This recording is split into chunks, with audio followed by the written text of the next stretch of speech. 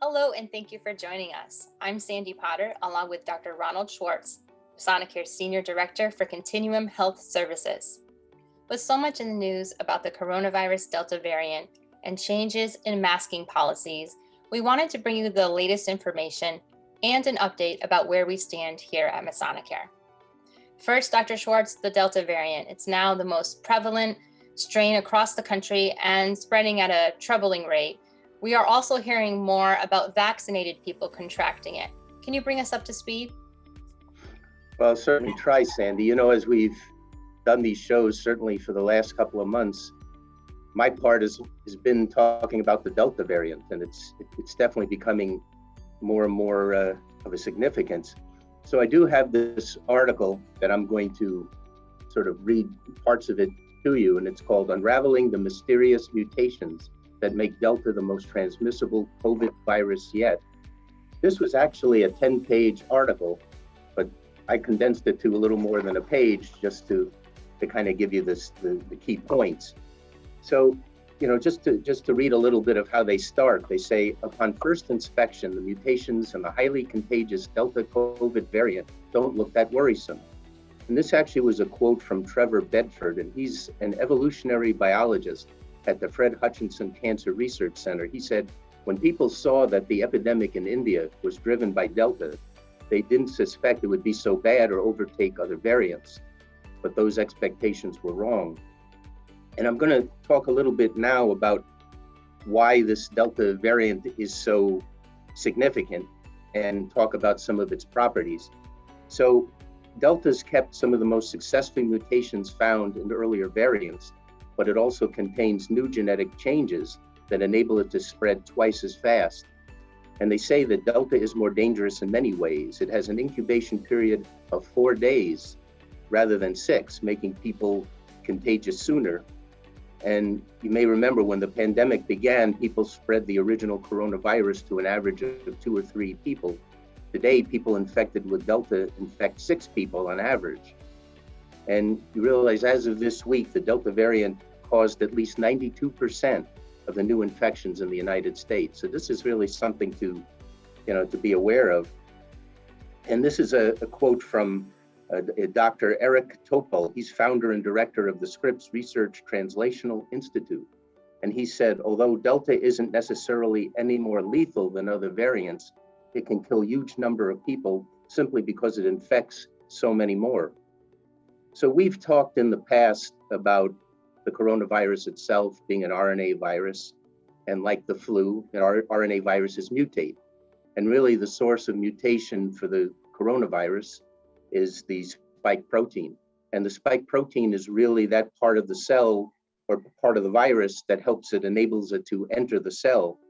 So what they say is, the coronavirus uses a spike protein to enter human cells, and changes in the spike can help the virus evade antibodies. We've also talked in the past about the importance of vaccinations and what vaccines do. And they say here, vaccines protect people from COVID by providing them with antibodies that attach themselves to the spike protein, preventing the virus from entering cells.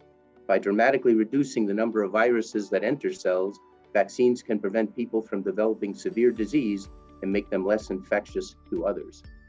So these are all points that we brought up, and I want to emphasize again.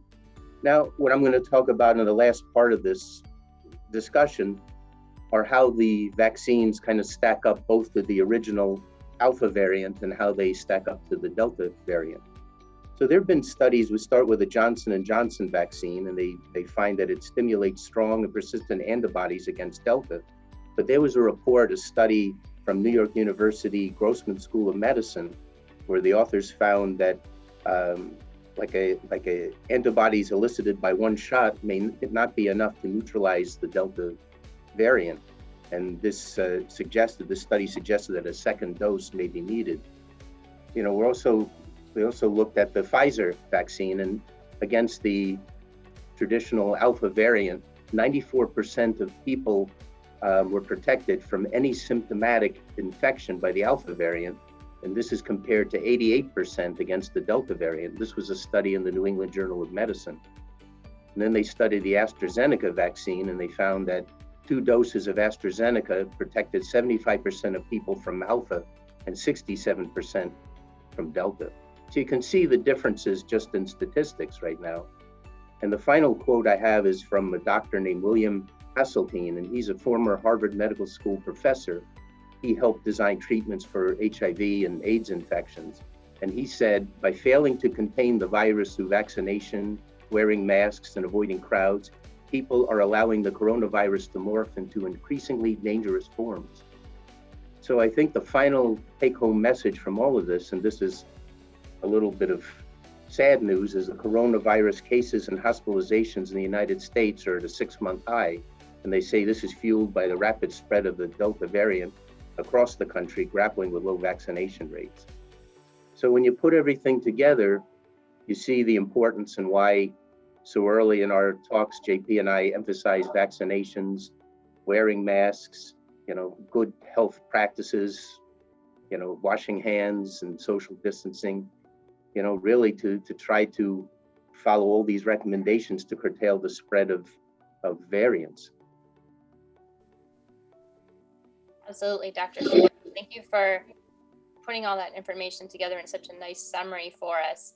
And we wanted to remind folks that here at Masonicare, we continue to take precautions in all of our properties to protect our residents, patients, clients, and team members.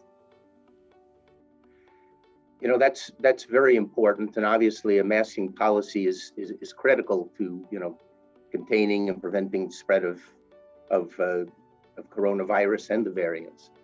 So at the Masonic Health Center, we've continued and always had a policy of having staff and visitors wearing masks on the property.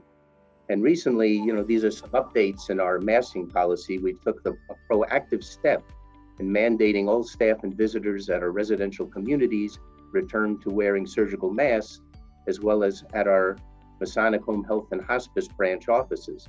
So I think these are very important steps. And I think one of the best summaries that I can quote is from JP himself, who said, "We require all staff to mask in any of our properties." And I think that really sums up what we're trying to do to keep people safe. And I think the final take-home point here is that all staff have been vaccinated as of June 30th, and there's only a small number of staff with medical or religious exemptions. So I think you can see how hard we've been working to try to protect our residents and staff and visitors just from the spread of this virus itself and variants. So hopefully it can help people feel a little more assured. Now finally, my inspirational quote for the week, and this comes from Mae West. And if you don't remember who Mae West is, she actually was an actress. You may even call her like a femme fatale from the 1930s. She worked sort of in comedy too with W.C. Fields. And she said this quote, "You only live once, but if you do it right, once is enough." So I think we're all trying to live and trying to enjoy our lives as much as we can. And we just have to keep going. And once again, I thank everybody for their diligence, persistence, hard work, working together. And once again, I wish you health and I wish you peace. Thank you. Thank you, Dr. Schwartz. Beautiful as always. And we appreciate you sharing your time and all of this information with us today. And we thank you for joining us once again from home. Until we see you next time, we hope you'll stay safe and stay well.